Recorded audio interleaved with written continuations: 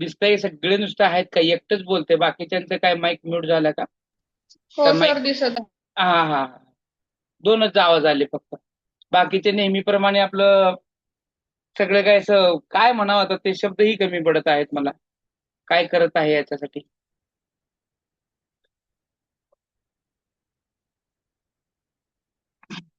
Mobile एकीकडे आणि आपण एकीकडे असाल आणि तसं काही करत असाल तर लक्षात ठेवा, असं कोणतंही कृत्य तुम्ही करू नका ज्या कृत्यामुळं मी आपलं नाराज व्हावंसं वाटेल.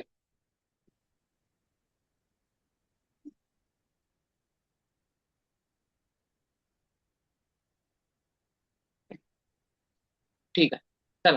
तर आपण नेक्स्ट घटकाकडे वळणार आहोत, ज्या घटकाचं नाव आहे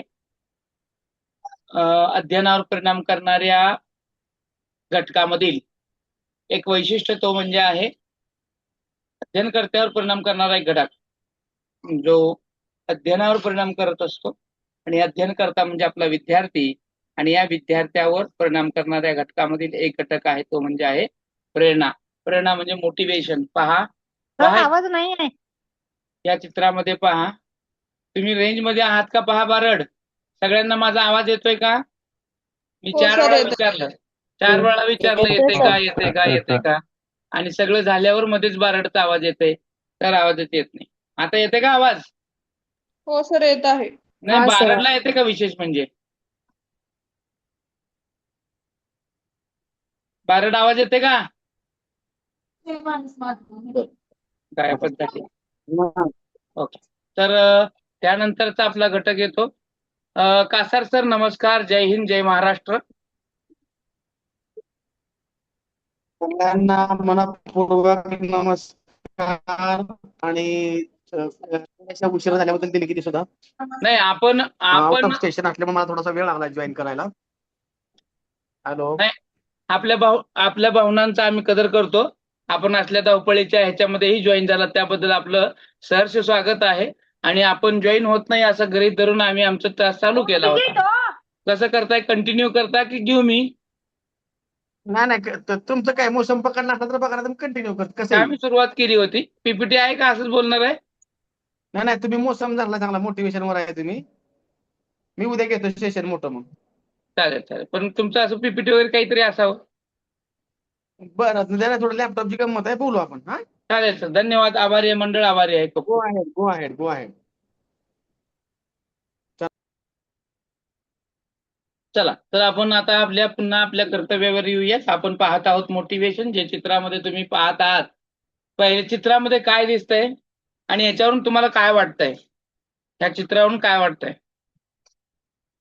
चला पटापट बोला, वेळ लावू नका, कारण आपल्याकडे तासच बरंच असतो आणि तास तो निघून पण जातो लगेच. ह्या चित्रातून तुम्हाला काय दिसत आहे? सर, शरीरात कमतरता असताना सुद्धा कार्य करण्याची क्षमता आहे बरोबर. Very nice, very nice. अजून? बस एवढंच? एकाने हँडल सांभाळत आहे तर दुसऱ्याने शाक पॅडल मारत आहे. बर, व्यवस्थित, छान. अजून काय त्याच्यातून काय मेसेज देऊ शकाल तुम्ही? एक हँडल चालवते, दुसरं ते चालवते, त्याच्यावरून काय सांगता येईल? सर, कोणतीही गोष्ट अशक्य नाही सर. कोणतीही गोष्ट अशक्य नाही. Very nice. अजून? अजून ह्या चित्रातून मूळ मुद्द्याकडे जायचंय. थोडंच याने गेले संतोष. बाकीचं आपल्याला थोडं जायचंय पुढे. बघा, त्याच वाक्यावरती आहे. त्यांनी जे सांगितलं त्याच वाक्याला पुढे घेऊन जाण्याचा प्रयत्न करा. सर, त्या जो काय पुढे हँडल चालवत आहे त्या व्यक्तीला पाय नाही, हा, तर मागच्या बसलेल्या व्यक्तीला पाय आहे. बर. तर ते सायकल हँडल करत आहे, त्याची प्रेरणा त्याने लोकांनी घ्यावी. नाही, अजून काय पहा, अजून काय आहे? तुम्ही त्याला गेलेला आहे, पण 100%कडे नाही आहे. 50%च्या वर गेलेला आहे, 75%च्या आसपास आहे, 25%चा महत्वाचा पार्ट राहिलेला आहे. काय सांगता येईल? सर, एखादी गोष्ट करायची म्हणली की करता सर येते, एक दूसरे को काही मदद कर अडचणी. रहे हैं. Very nice. एक दूसरे को मदद कर रहे हैं, अंजलि यादव। एक दूसरे को मदद कर रहे हैं, लेकिन किस चीज के लिए कर रहे हैं? देखो, पॉइंट तो आ रहा है, 15% आपने कवर कर दिया उस बचे हुए 25% में से. बघा तिथे सर सुद्धा एकांना हात नाही तर एकांना हात हात आहे, एकांना पाय नाही. त्यांनी दोघांनी एकमेकांना समायोजन करून सायकल चालवत आहेत. हीच ती खूप मोठी प्रेरणा आहे. Yes yes yes. म्हणजे आयुष्यामध्ये जगायचं असेल, एखादा ध्येय प्राप्त करायचं असेल, तर माझ्याकडे ती गोष्ट नाही म्हणून रडत बसायचं नाही. आता त्या Yes, पहिल्यावाल्याकडे हात आहे पण पाय नाही आहे, मग तो रडत बसला का? आणि मागच्यावाल्याकडे पाय नाही, पाय आहे पण हात नाही आहे, मग तो रडत बसला का? म्हणजे ज्याच्याकडे जे नाही आहे आणि ज्याच्याकडे ते आहे, असे दोघं एकत्र आले आणि तो सायकल त्यांनी चालवली. जर माझ्याकडे पाय आहे आणि हात नाही, मी कसं चालवू म्हणून बसले असते, आणि ज्याच्याकडे हात आहे माझ्याकडे पाय नाही, मी कसं चालवू हे बघितलं असतं. तर दोघांच्या कमतरता त्यांनी कोलॅबरेट केल्या, दोघं जवळ एकत्र आले आणि ध्येय तर आहे पुढे जाण्याचा. त्याने पायडल मारलं आणि हँडवेल धरलं आणि दिशा दाखवत ते पुढे गेले. आयुष्य सुद्धा असंच असतं. एक गोष्ट संपली, एक गरज थांबली की माणसाच्या आयुष्यामध्ये दुसरी गरज येत असते. त्या सायकल सारखीच असते आणि ती चालवत घेऊन जाणं हेच म्हणजे आयुष्य आहे. ते पूर्ण होत नाही म्हणून हताश होऊन बसणं म्हणजे संपलं असं नाही आहे. हार म्हणजे सगळं खाली पडणं नाही आहे. बघा मी काय म्हणतोय, हार म्हणजे खाली पडणं नाही आहे. हार तेव्हा होतं खाली पडल्यानंतर ना पुन्हा उठणंच नाही आहे. आलं का लक्षात? खाली पडल्यानंतर ना पुढं उठणंच नाहीये म्हणजे हार आहे. आणि ह्याच प्रेरणेतून आपल्याला फिनिक्स पक्षाप्रमाणे आपल्याला त्या राखेतून सुद्धा बाहेर एक उड्डाण घ्यायची आहे आणि हेच आयुष्य आहे. मी परत परत प्रयत्न करत आहे. मी एकदा नापास झालो म्हणून काय झालं? मी एका मार्कामधून मागं पडलो म्हणून काय झालं? मी पुन्हा प्रयत्न करेन. मी पुन्हा येईन. जर ही लोक मी पुन्हा येईन करत तर पुन्हा येत असतील, तर आपल्याला काय आहे? आपण तर विद्यार्थी आहे. मी सुद्धा पुन्हा परीक्षा देईन आणि मी पासच होऊन दाखवेन. आयुष्यामध्ये अशा अनेक गोष्टी असतात की ज्याच्यातून आपण काहीतरी करणं गरजेचं आहे आणि तीच म्हणजे आहे प्रेरणा. प्रेरणा म्हणजेच काय? तर एखादा ध्येय जिंकण्यासाठी केलेली धडपड, मनानं केलेली धडपड, आतून आलेले आवाज असतील, मग ते ध्येय असेल, गरज असेल, असे कित्येक शब्द आपण या प्रेरणेसाठी वापरतोय. आज आपण याच पाठातून हेच पाहणार आहोत, म्हणजे नेमकी प्रेरणा म्हणजे काय आणि प्रेरणेसाठी कोणते शब्द वापरले जातात, प्रेरणा कशासाठी म्हणायची आणि ह्या प्रेरणेला लागणाऱ्या गोष्टी कोणकोणत्या आहेत की ज्याच्यातून प्रेरणा ही दिली जाईल आणि घेतली सुद्धा जाईल. आयुष्य हे असंच जगायचं असतं. आपल्याजवळ जे नाहीये त्यावर रडत बसण्यापेक्षा जे आहे त्याचा सदुपयोग करा, योग्य वापर करा आणि जग आपोआप सुंदर बनतं. जग सुंदर ऑलरेडी आहे, फक्त आपल्याला ते सुंदर बनवता आलं पाहिजे. आणि ज्या गोष्टी करणं म्हणजेच हे गोष्टी आहेत, त्या सायकल चालवणाऱ्यामध्ये जे तुम्हाला दिसती आहे हेच आपल्या आयुष्यामधली कमतरता आहे. त्याला पूर्ण करायचं. मग हे नेमकं प्रेरणा म्हणजे काय बरं? नेमकं प्रेरणा म्हणायचं कसं? मग ही नेमकी प्रेरणा कशाला म्हणायचं? यासाठी जर शब्दांकन बघायचं झालं तर हा इंग्रजी भाषेमधून आलेला शब्द आहे, तो म्हणजे मोटिवेशन. आणि मोटिवेशन जो आहे तो मोटिव्ह किंवा मोटिवेशन या लॅटिन शब्दामधले म्हणजे इमोवेअर हा जो लॅटिन शब्द या शब्दापासून तयार झालेला आहे आणि त्याचा अर्थ हलवणं किंवा अस्वस्थ करणं असा आहे. एखादी गोष्ट मिळवण्यासाठी आपण अस्वस्थ होतो, है की नाही? होतो की नाही? होतो की नाही? आता हे अस्वस्थता म्हणजेच आपलं मोटिवेशन आहे आणि या शब्दापासून बनलेला हा इंग्रजी शब्द आहे मोटिवेशन. तो लॅटिन शब्दातून आलेला आणि त्याच्यातून ही प्रेरणा म्हणजे काय किंवा प्रेरणेचा शब्द बनला गेला. आणि ह्या प्रेरणेसाठी किंवा ह्या एखाद्या व्यक्तीला हलवण्याचं, अस्वस्थ करण्याचं किंवा कार्यप्रवृत्त करण्याचं काम ज्या घटकामुळे केलं जातं त्यालाच आपण प्रेरणा असे म्हणतो. माणूस अस्वस्थ होतो, हलवतो, है की नाही? या सगळ्या गोष्टीतून जे काही एक कार्यप्रवृत्तीपणा येतो आणि आपण त्या घटकामुळे काम करतो त्याला प्रेरणा म्हणायचं. जसं की ह्या दोघांनी ज्या स्वतःकडे नाही आहे पण कुठली तरी अशी गोष्ट त्यांना सतवत होती की चालवायचीच आहे मला, आणि मग त्यांनी ती सायकल चालवून दाखवली हातपाय नसताना सुद्धा. ती ती गोष्ट म्हणजे प्रेरणा आहे. त्यांनी ते करून दाखवलं. आता ही प्रेरणा जी आहे या प्रेरणेला आपण असं पुढे जर गेलो तर आपल्याला असं म्हणता येईल किंवा असं सुद्धा सांगता येईल की या प्रेरणेबद्दल अनेक मानसशास्त्रज्ञांनी आपल्या वेगवेगळ्या काय केलेल्या आहेत, व्याख्या केलेल्या आहेत, संज्ञा केलेल्या आहेत. त्याच्यामध्ये लिंडसे हा सगळ्यात महत्वाचा पुढचा मानसशास्त्रज्ञाने ह्याच्यावरती प्रेरणेवरती एक व्याख्या केली. त्याने काय सांगितलं साध्य गाठण्यासाठी म्हणजे आपण काय आपलं जे पाहिजे हवंय ते गाठण्यासाठी प्रवृत्त करणाऱ्या, विशिष्ट दिशेने वाटचाल करायला लावणाऱ्या आणि वर्तमानाचा उत्साह टिकवून धरणाऱ्या शक्तीचं मिश्रण म्हणजे प्रेरणा आहे. बघा, ध्येय गाठण्यासाठी प्रवृत्त करायचं आहे, विशिष्ट दिशेने वाटचाल करायची आहे आणि वर्तमानामध्ये सुद्धा तुम्हाला टिकून राहायचं आहे तेही उत्साहानं. आणि ही सगळ्या शक्तीचं मिश्रण म्हणजेच प्रेरणा आहे. अशी साधी सोपी आणि सरळ भाषा ही लिंडसे यांनी केलेली आहे. ही प्रेरणेची व्याख्या केली, त्याच्यात खाली चित्र पण दिसत आहे बघा. किती मोठं तुम्ही एवढं मोठं दगड ढकलण्याचा तो तर उतारावर आहे. त्या दगडानं असं ठरवलं तर ते माणूस असं चिरडून जाईल. पण तशा माणसाला तसल्या माणसानं सुद्धा एवढं मोठं दगड थांबवलाय आणि तो थांबवण्याचं जे काही जिद्द आहे, प्रेरणा आहे, त्याला जे काही वाटलेलं आहे ते आतून जो आवाज आलाय तोच म्हणजेच काय आहे तर ते प्रेरणा आहे. हे लिंडसेच्या व्याख्यावरून आपल्याला लक्षात येतं. यानंतर ही लिंडसेचीच इंग्लिश मधली व्याख्या आहे. त्यानंतर कृतीची व्याख्या आहे, खूप छान अशी कृतीने सांगितलेली की प्रतिक्रियामधील जोश किंवा आवेश वाढवणारी स्थिती म्हणजे प्रेरणा आहे. प्रतिक्रियामधील जोश असेल किंवा आवेश वाढवणारी स्थिती म्हणजेच प्रेरणा. कुठल्याही गोष्टीमध्ये कमतरताच येऊ द्यायची नाही. जोश आहे, प्रतिक्रिया म्हणजे फीडबॅक आहे. एखादी गोष्ट करण्यासाठी आपण केलेली धडपड आहे, त्याच्यासाठी असणारा आपला जोश किंवा आवेश ज्या गोष्टीमुळे वाढणार आहे, ज्या स्थितीमुळे वाढणार आहे ती म्हणजेच प्रेरणा. त्याशी गुरुथीने केलेली व्याख्या आहे. काय तो मुंग्या एवढा अडचण असताना सुद्धा त्या पुढे जाण्याचा प्रयत्न करीत आहेत.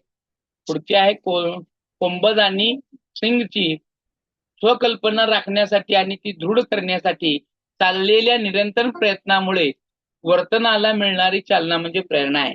बघा, वर्तनाला चालना मिळणारी गोष्ट म्हणजेच प्रेरणा आहे. बघा, तो संकल्पना स्वतःच्या संकल्पना राखण्यासाठी आणि ती दृढ करण्यासाठी आपण जी काही चालवतो ते निरंतर प्रयत्न करत आहोत.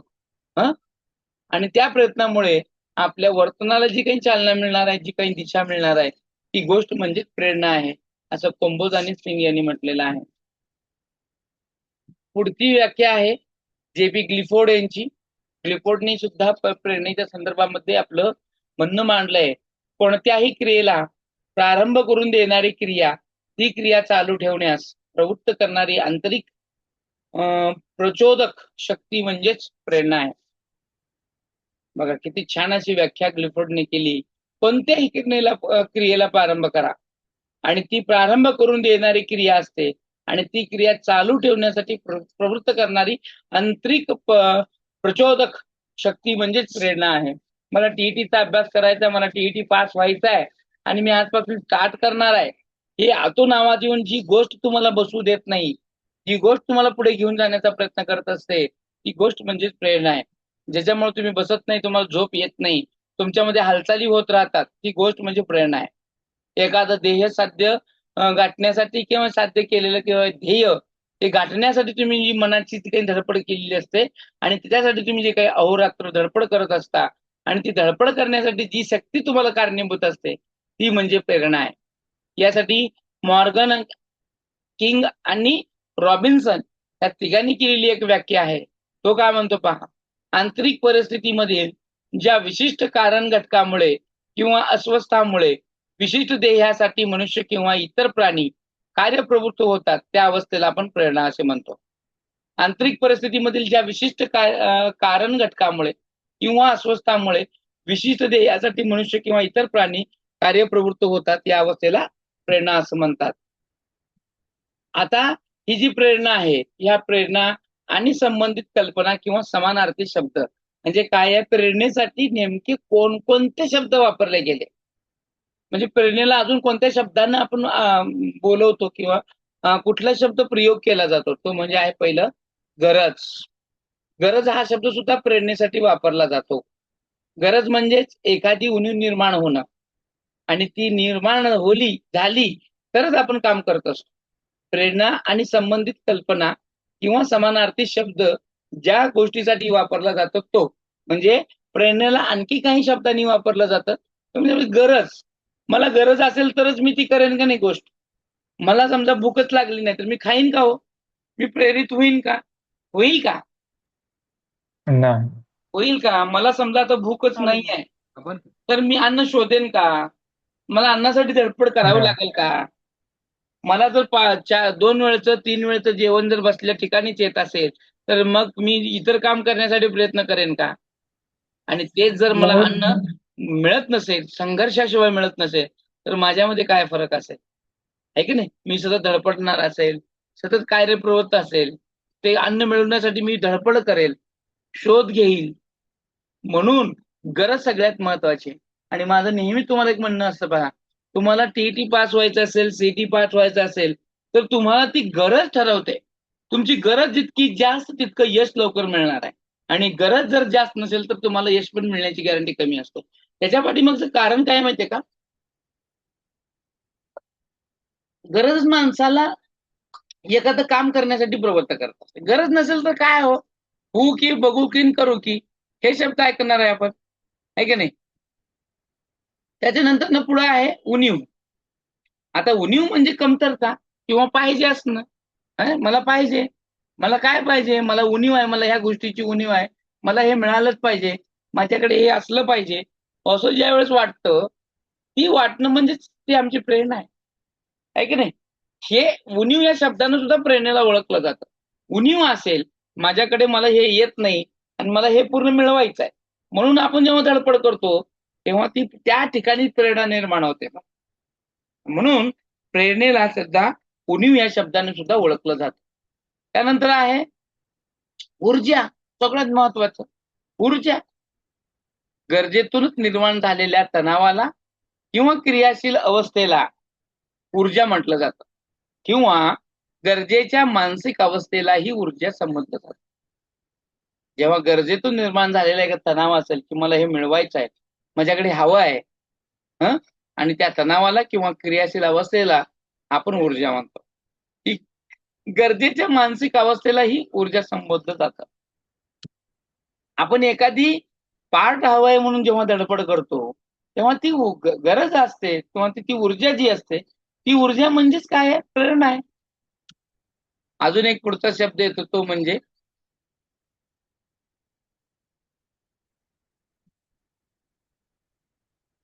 ऊर्जा. अजून एक काय वापरलं? हाताळण्याची, पाहण्याची, नवीनतेची जिज्ञासा म्हणजेच ऊर्जा. आता पहा इथं, ही ऊर्जा दिसत आहे का नाही याच्यामध्ये? याच्यामध्ये काय ऊर्जा दिसली तुम्हाला? या चित्रामध्ये आता काय? या चित्राचं वर्णन करा.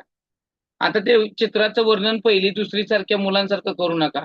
वैचारिक लेवलनं करा. तुम्ही शिक्षक आहात या अँगलने करा. याच पिक्चर मधून तुम्हाला मोटिवेशन काय घेता येईल, ऊर्जा काय घेता येईल आणि सांगता येईल.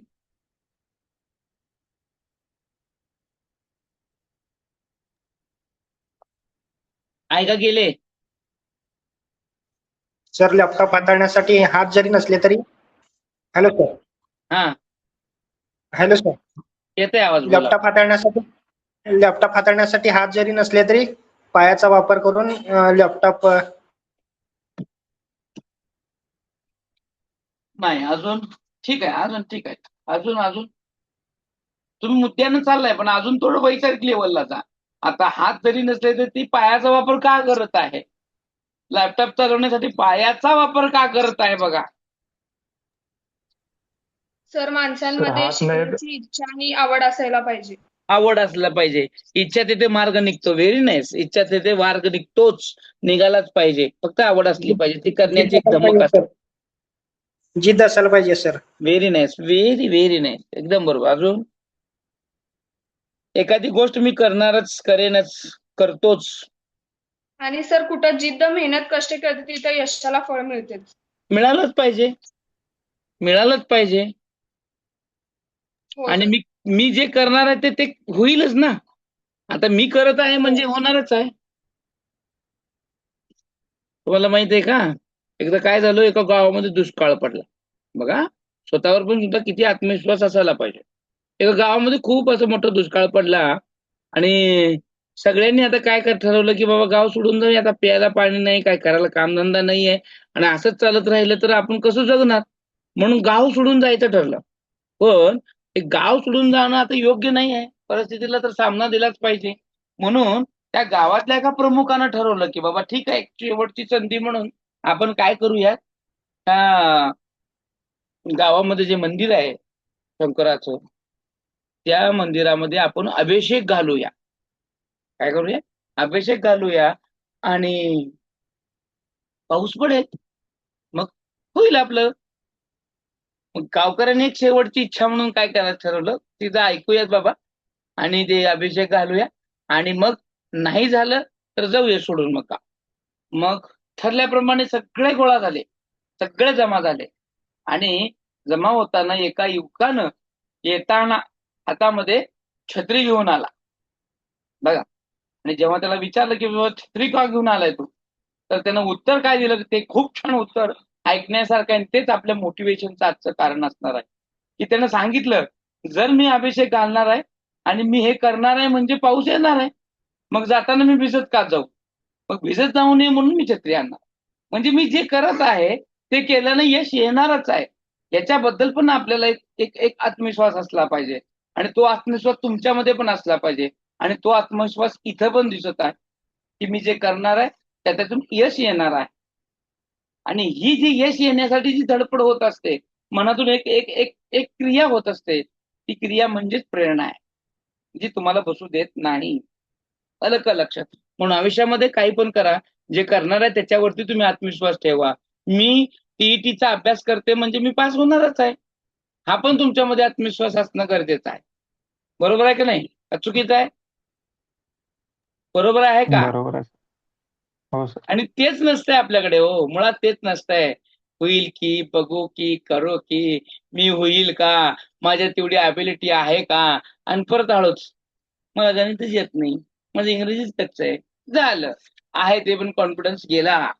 आणि हे तुमचे जे काही शब्द असे जे आहेत ना, त्याला तुम्ही प्रलोभन द्या, त्याला पुढे घेऊन जा, त्याला यशाच्या त्या कगारावरती नेऊन ठेवा.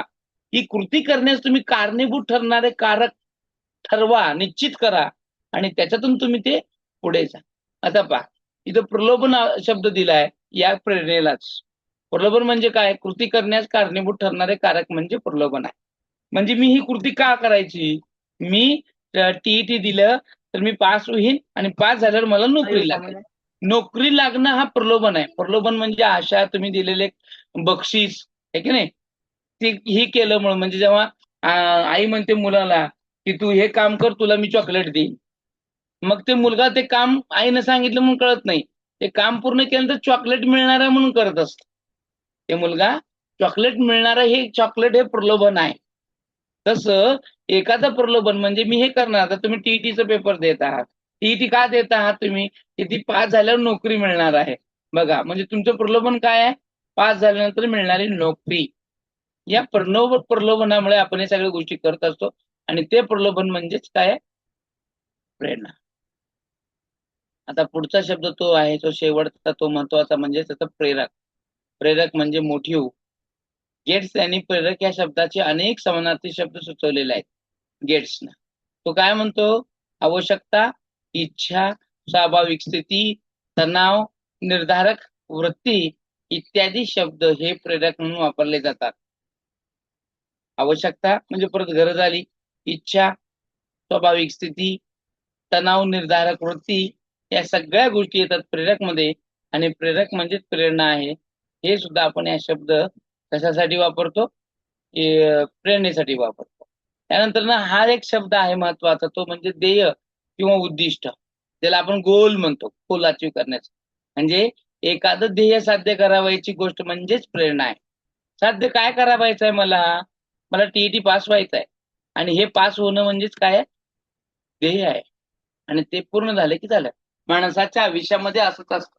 एका पैदल चालणाऱ्या म्हणजे चालत चालणाऱ्या माणसाला सायकलची गरज आहे, सायकलची.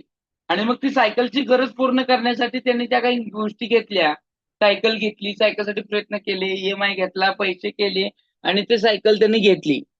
बघा, गरज खूप महत्वाची असते. चालत चालणाऱ्या माणसाला काम लवकरात लवकर हो, त्या ठिकाणी लवकरात लवकर पोहोचो म्हणून त्याने काय केलं? सायकल घेतली. आणि सायकल आल्यानंतर आता वाटलं की अजून काम वेगानं व्हावं म्हणून त्यानं परत मोटरसायकल घेतली. आणि मोटरसायकल घेतली, कामं भरपूर झाली, व्याप वाढला, हम के दो 4 झाले. आता ते बसायला गाडीवर जागा नाही म्हणून त्यानं परत काय घेतली? 4 चाकाची. त्याच्यामध्ये 4 सीटर असेल आहे की नाही, 5 सीटर असेल, मग परत मोठे मोठं असं आयुष्यामध्ये एक गरज पूर्ण झाली की दुसरी गरज तयार होते. अनेक गरजा असतात, वेगवेगळ्या गरजा असतात, आणि ह्या सगळ्या गोष्टी पूर्ण करायला लावणारी जी गोष्ट आहे, ती जी तुम्ही पूर्ण करणार आहे तुमची इच्छा, ते जे आपण त्याला म्हणतो आपण ध्येय, आणि ते ध्येय म्हणजेच प्रेरणा आहे. ते ध्येय म्हणजेच काय? प्रेरणा आहे. त्यानंतर येतो उर्मी. उर्मी हा शब्द सुद्धा वापरला जातो. उर्मी म्हणजे एखाद्या कृतीमागील आंतरिक शक्ती असते. तुम्ही कृती करण्यासाठी जी काही आंतरिक शक्ती येते, मला ही शिकार मिळवायची आहे, मला टीईटी पास करायचं आहे, आणि पास करण्यासाठी तुमच्यामधून जी उर्मी येते, ती करण्यासाठी जिद्द येते, रात्रीच्या 12 वाजता 1 वाजता उठून तुम्ही अभ्यास करता, ते कोणापायी? तुम्ही कुठल्या गोष्टीमुळे करता? त्या प्रेरणेमुळे करता, त्या उर्मीमुळे करता. आता सगळ्यात महत्वाचं आहे, इथं शब्द संपले प्रेरणेचे समानार्थीचे. आता या प्रेरणेचे काही वैशिष्ट्य आपण पाहणार आहोत. प्रेरणेचं वैशिष्ट्य म्हणजे प्रेरणा एक शक्ती आहे, पॉवर आहे. काय आहे? प्रेरणेमध्ये माणसाला विशिष्ट प्रकारे वागायला लावण्याची शक्ती असते. माणसाला विशिष्ट प्रकारे वागायला लावण्याची शक्ती असते. प्रेरणा जितकी तीव्र असते, प्रतिक्रिया अधिक जोरदार होते. म्हणून प्रेरणा जी काही शक्ती आहे, जितकी तीव्र असते, तितकी प्रतिक्रिया सुद्धा अधिक जोरदार असते. म्हणून आपली जी काही शक्ती किंवा प्रेरणा, जी गरज म्हणतो की नाही, ती जितकी तीव्र असली पाहिजे. म्हणजे नीड, आता जर मी पाणी पिलो नाही तर मरणारच आहे, अशा वेळेस माणसाची धडपड कशी राहील? आणि आता मला समजा तहानच लागली नाही तर आपण पाणी शोधू का? नाही. म्हणून गरज जितकी जास्त तेवढा आपण त्याला प्रतिसाद देत असतो, प्रतिक्रिया सुद्धा तेवढा फास्ट देत असतो. प्रेरणेच्या वैशिष्ट्यामध्ये अजून एक सगळ्यात महत्वाचं येतं, इथं तेच उदाहरण दिले बघा त्या शक्तीचं. थोडी भूक असलेला मनुष्य शांतपणे खाईल, परंतु ते 2 दिवसाचा उपाशी मनुष्य अन्नावर हताशीपणे काय करेल? फुटून पडेल आणि अन्न खाण्यासाठी धडपड करेल. हेच फरक आहे, हेच पॉवरचं एक मोठं गुण आहे आपण म्हणू. हेच प्रेरणेचं सगळ्यात मोठं वैशिष्ट्य आहे. त्यानंतर आहे सातत्यपूर्णता, कंटिन्युटी. आता मला सांग, ससा आणि कासव, ससा आणि कासव सगळ्याला माहित आहे, आणि ससा आणि कासवाची गोष्ट सुद्धा सगळ्याला माहित आहे. कोण जिंकला हो त्या शर्यतीमध्ये? सशाची आणि कासवाची शर्यत लावली, जिंकलं कोण? कासव. कासव. का बरं जिंकला? काय सांगू शकाल तुम्ही, का जिंकला कासव? त्याच्या चालण्यामध्ये सातत्य होतं म्हणून. त्याच्या चालण्यामध्ये सातत्य सात. होतं. अजून काय सांगू शकाल? अजून वेगळं पण कोणाकडे काय आहे का? त्याच्या चालण्यामध्ये सातत्यपूर्ण होतं. अजून ससामध्ये सर ओव्हर कॉन्फिडन्स होता, तो त्याचा निगेटिव्ह पॉइंट. हा ओव्हर कॉन्फिडन्स होता सशामध्ये, हा की मी मी जिंकणारच, मी हे करणार, मी ते करणार, मी हाव करीन त्याव करीन. बरोबर, छान. अजून जर डिस्ट्रॅक्ट झालं नाही कासव, हा ससाने डिस्ट्रॅक्ट होत होता प्रत्येक ठिकाणी. हा आपलं पण असंच आहे का, की आपल्याला पण लागू होतं का हा पॉइंट? आपल्याला हो सर. आपल्या आयुष्यामध्ये लागू होतो का हा पॉइंट? हो, एकदम. कुठं लागू होईल बरं? आपल्याला हा पॉइंट कुठे लागू होईल? अभ्यासात. छान. म्हणजे कळतंय म्हणायचं, यालाच म्हणतंय म्हणायचं कळतंय पण ओळख. नाही, असंच होतं. कळतंय पण ओळख नाही, की वळतंय पण कळत नाही? कळतंय पण वळत नाही सर. हा कळतंय पण वळत नाही. काय वळतंय पण कळत नाही? नाही सर, छान. कळतंय पण आपल्या वळत. आयुष्यामध्ये पण असंच असतं, एखादी गोष्ट आपल्याला जर मिळवायची असेल तर सगळ्यात महत्वाचं त्यामध्ये सातत्य. एखादा मोठा अभेद असा दगड जरी फोडायचं जर झालं तर ते त्याच्यावर पाण्याची सतत धार जर राहिली तर तो अभेद दगड सुद्धा फुटतो, सतत पडल्यामुळं. कासवाच्या आणि सशाच्या शर्यतीमध्ये कासव का जिंकला? तर तो कंटिन्यू काम करत होता, त्याच्यामध्ये सातत्य होतं, तो कुठेही थकला नाही, थांबला नाही. आणि तसंच आहे आपलं सुद्धा. आपण सुद्धा आपल्या अभ्यासामध्ये कुठं थांबलो नाही, कुठं काही झालं नाही तरी आपण नक्कीच पास होऊ, पण आपल्यामध्ये ती सातत्यपूर्ण येत नाही. ते सातत्यपूर्णता काय येत नाही? त्याला पण एक कारण आहे पहा. त्याला पण एक काय आहे? एक कारण आहे. काय? तर आपण जेव्हा एखादी काम करतो, ते काम केल्यानंतर मध्येच एक मरगळ येते. आपले वर्तन बदलायला लागतं.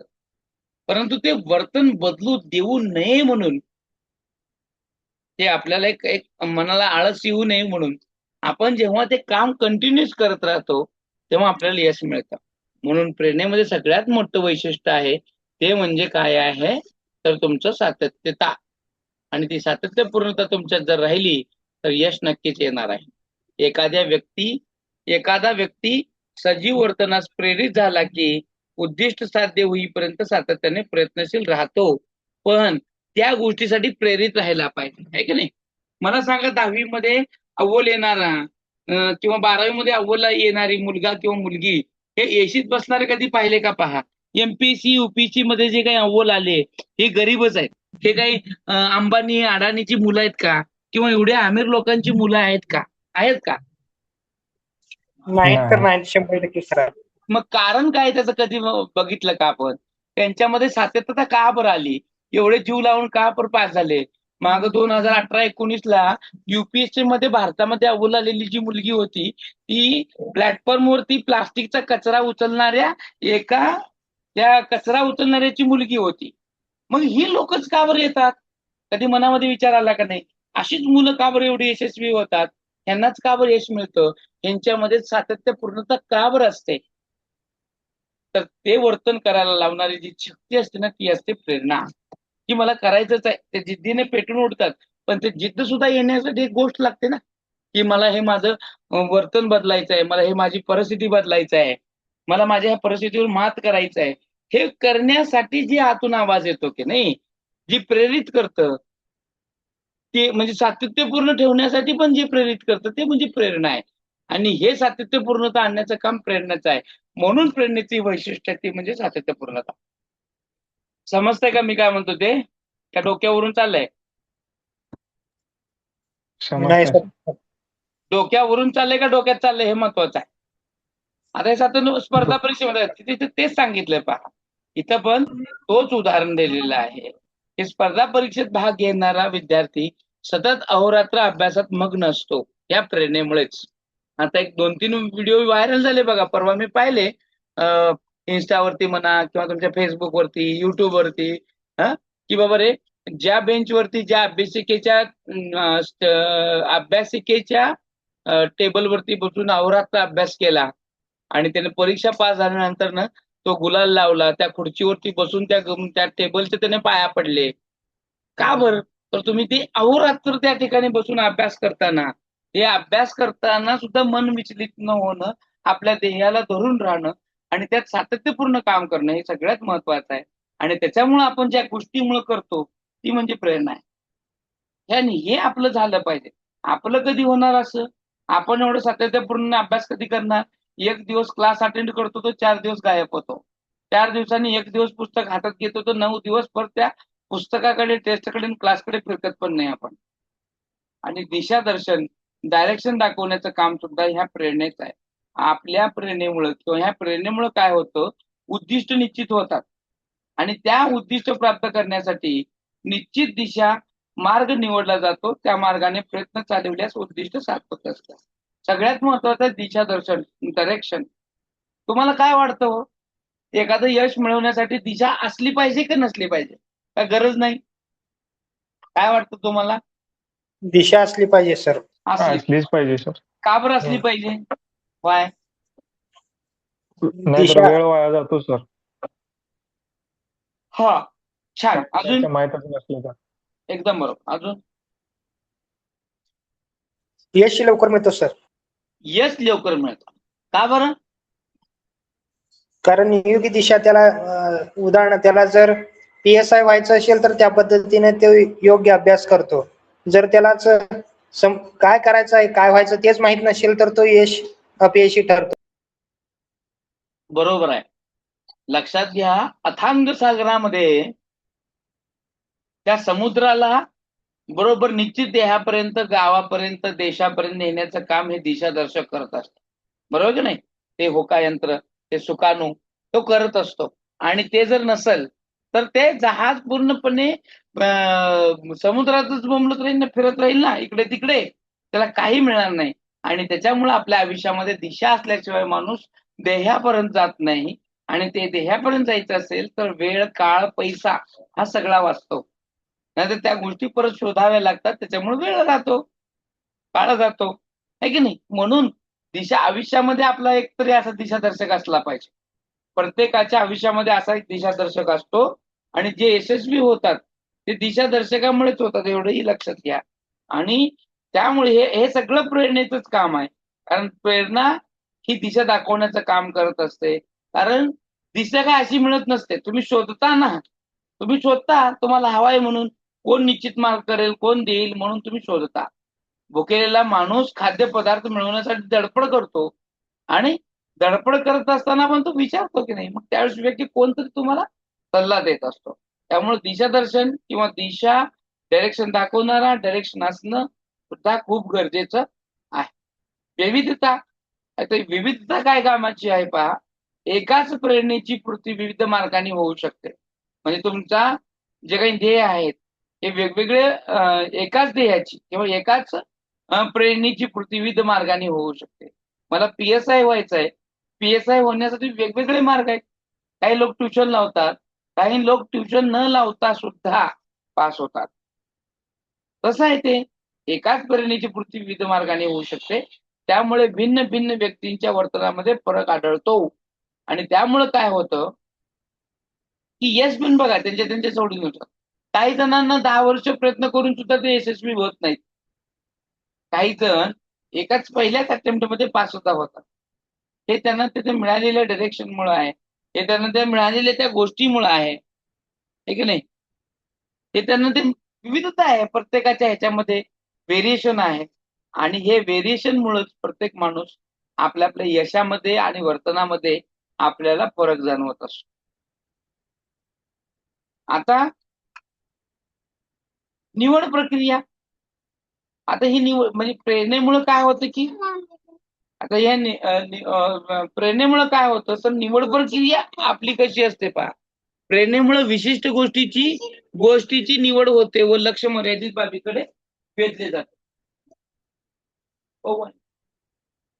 प्रेरणेमुळे विशिष्ट गोष्टीची निवड होते व लक्ष मर्यादित बाबीकडे वेधले जातात. त्यामुळं आपली प्रेरणा काय करते, त्याच गोष्टीकडे जाते. आता बघा तुम्ही सुद्धा तुमच्याकडे अशी प्रेरणा होती की मला पास व्हायचंय, मला हे व्हायचंय, त्यामुळे तुम्ही ह्या क्लासकडे आलात. क्लासकडे येताना तुम्ही निवड केली ना, याचीच का निवड केली, याच क्लासकडे काय आलं, माझ्याकडेच का आलात? तर ती प्रोसेस जी आहे हे प्रेरणेमुळे झालं. तुम्हाला माहित होतं, हे की नाही? मग होतं काय, लक्ष मर्यादित बाबीकडे वेधले जातात आणि आपण ते टार्गेटच फक्त लक्षात येतं, त्या टार्गेटच दिसतं.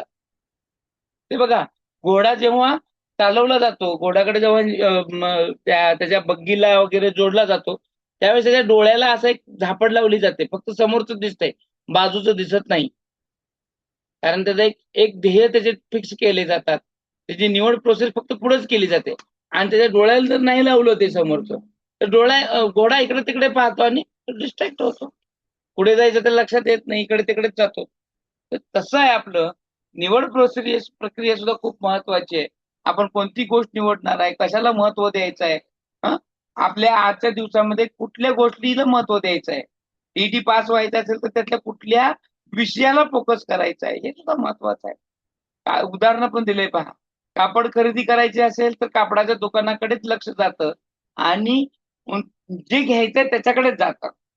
हे निवड प्रक्रिया सुद्धा खूप महत्वाची आहे. तुम्ही कापड घ्यायला गेल्यानंतर कापड घ्यायचंय, तुम्ही चहाच्या दुकानात जाता का?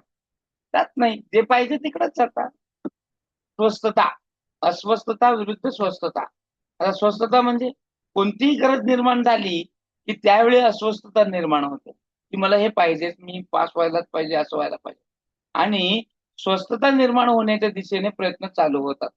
स्वस्थता म्हणजेच काय की आता हे निश्चित बाबा झालं, एकदम मिळालं, हे प्राप्त झालं आणि ते प्राप्त होण्यासाठी, ती स्वस्थता येण्यासाठी जेव्हा आपण त्या दिशेने प्रयत्न करतो ते प्रयत्न या प्रेरणेमुळे होतात.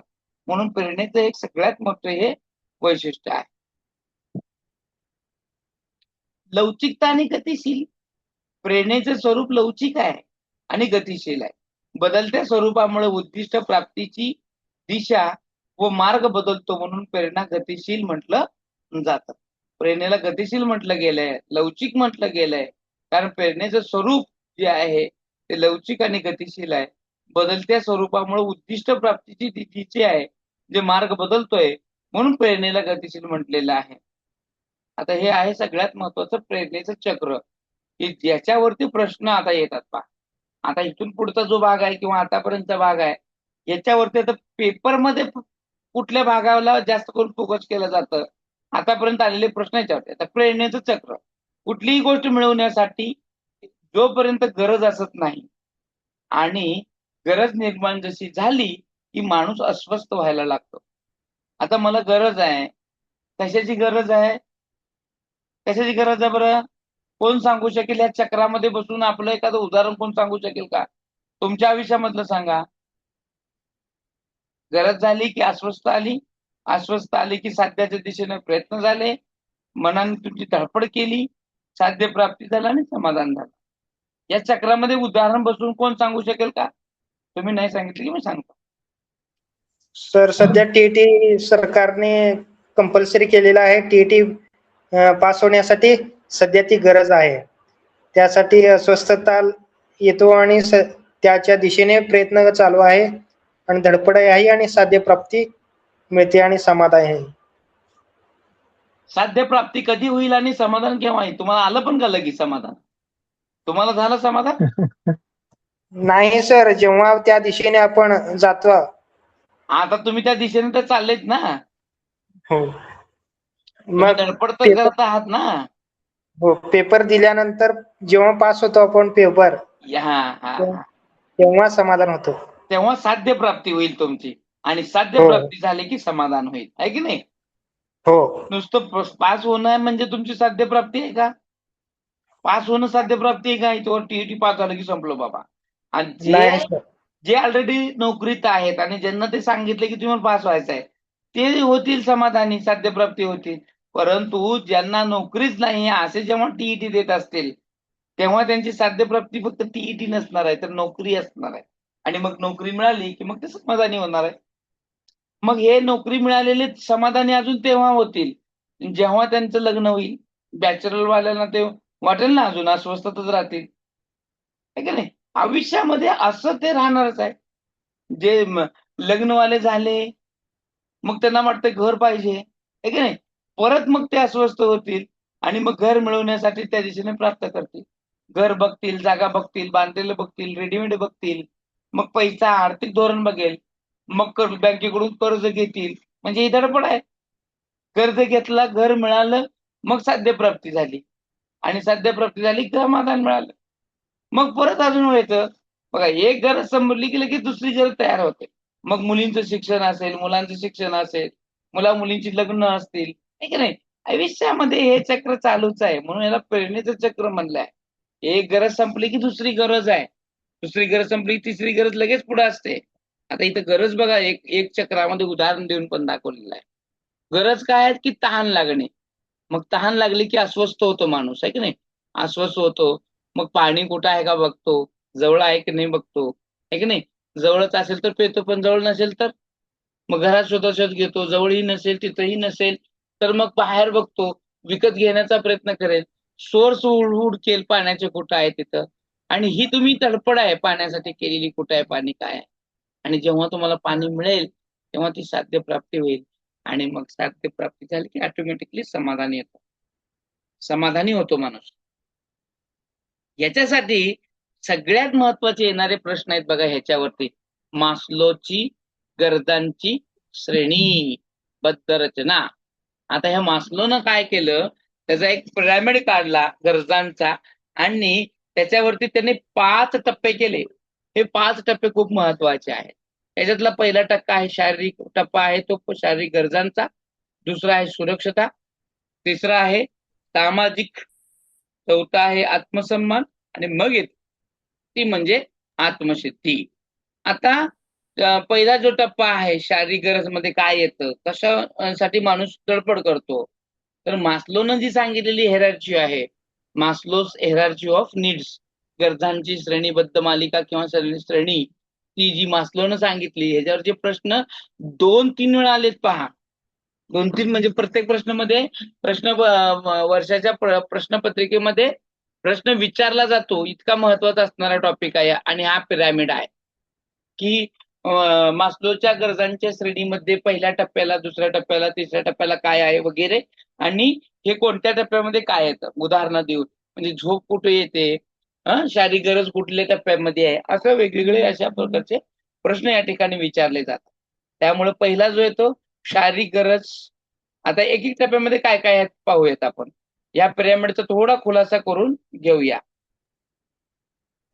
पहा, आता हे प्रेरणेचे प्रकार पण आपण याला म्हणतो. आता काय येतं, शारीरिक गरज आणि जैविक गरज, दुसरं व्यक्तिगत प्रेरणा आणि सामाजिक प्रेरणा. आता ह्याच्यामध्ये काय काय येतं, आता येतं पहा, शारीरिक गरज आहे आपली, मग सुरक्षिततेची भावना आणि सामाजिक. जसं जसं वरच्या ह्याच्यामध्ये जाऊ आपण, प्रत्येक पायरीच्या वरच्या मध्ये जाऊ, तेव्हा आपल्याला आत्मसिद्धी होत असते आणि आपण त्या गरजांचा पूर्णपणे गरज संपलेली असते. आत्मसिद्धी झाला म्हणजे संपलं, आता मला कशाचीही गरज नाही, है की नाही. आता पहा, शारीरिक गरजा वा जैविक प्रेरणा, व्यक्तिगत प्रेरणा आणि सामाजिक प्रेरणा, हे प्रेरणेचे गरज. आता शारीरिक मध्ये काय काय येतं, शारीरिक प्रेरणेमध्ये किंवा जैविक प्रेरणेमध्ये, तर येते तहान येते, भूक येते, उत्सर्जन येतं, तापमान नियंत्रण असेल, विश्रांती असेल, झोप असेल आणि काम प्रेरणा. ह्या बेसिक गरजा आहेत ज्या आपल्या शरीराच्या आहेत. आणि ह्या शरीराच्या ज्या गरजा आहेत त्या सगळ्याच्या अगोदर आहेत. मला सांगा, तुम्हाला भूक लागली आणि मी शिकवतच आहे, तर तुमचं माझ्याकडे लक्ष राहील का? राहील का? नाही मग नाही कुठे लक्ष असेल तुमचं, कुठं असेल? किचन मध्ये. करेक्ट, एकदम राईट. मग मला सांगा, ही गरज पूर्ण झाल्याशिवाय दुसऱ्या कुठल्या गोष्टीकडे तुमचं लक्ष जाईल का? मग तहान असेल, नाही सर. भूक असेल, उत्सर्जन असेल, किंवा शरीरामध्ये जे काही बाहेर टाकण्याच्या गोष्टी आहेत, भरपूर गोष्टी बाहेर पडतात शरीरातून, मग ते असेल. मग ह्या गोष्टी जर पूर्ण नाही झाल्या, शरीरामधली ह्या गोष्टी पूर्ण नाही झाल्या, तर तुमचं मन लागेल का कुठली गोष्ट करण्यासाठी? कुठलीही गोष्ट करण्यासाठी नाही लागणार. कारण नाही. सगळ्यात महत्वाची आहे शारीरिक गरज, आणि ती पूर्ण झाल्याशिवाय आपण पुढे जाऊ शकत नाही. म्हणून मास्लोनं आपल्या पिरॅमिडमध्ये सगळ्यात खाली म्हणजे पहिल्या टप्प्याला टाकलं शारीरिक गरज. आणि शरीराच्या गरजा भागणं सुद्धा खूप गरजेचं आहे. पुढचं आहे व्यक्तिगत प्रेरणा. आता व्यक्तिगत प्रेरणेमध्ये काय काय येतं, तुमची जिज्ञासा येईल, आहे की नाही. प्रत्येकाच्या जिज्ञासा सगळ्या वेगवेगळ्या असतात. एखादी गोष्ट मला मिळवायची आहे, त्या जिद्दीनं पूर्ण करायची आहे, त्यासाठी तुमची जी काही हालचाल असणार आहे, कृती असणार आहे, ती महत्वपूर्ण असते. प्रत्येकाची हालचाल, प्रत्येकाचं क्षेत्र, प्रत्येकाचे वेगवेगळे असतात, आहे की नाही. आता प्रत्येकाची जिद्द वेगळी असते. आता हे एमपीसी म्हणा, युपीसी म्हणा, टीईटी म्हणा, सीटीटी म्हणा, सगळेच पास कुठे होतात? सगळेच पास होतात का? होतात का? होतात का? येस और नो?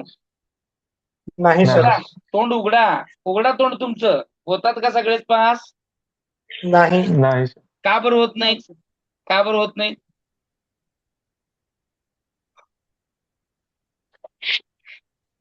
अनेक कारणे असू शकतात सर त्याला.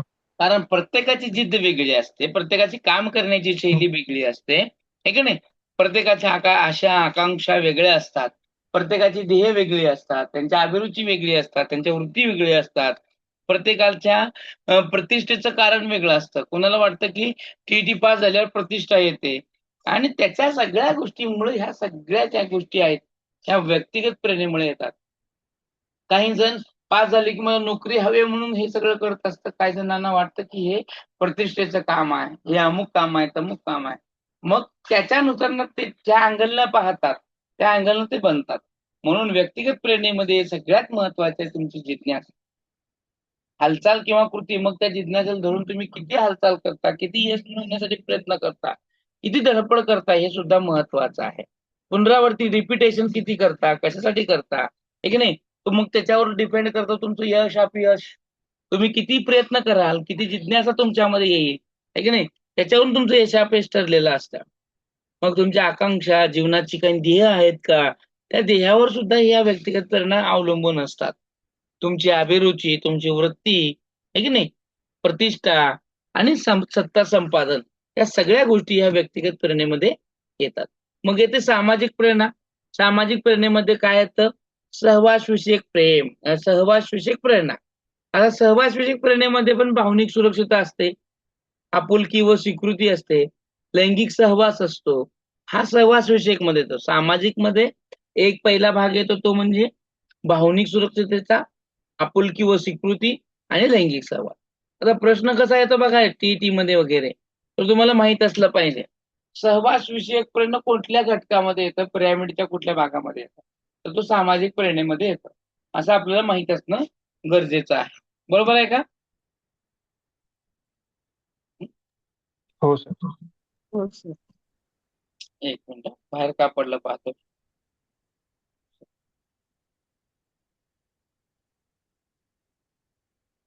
एक मिनिट हा.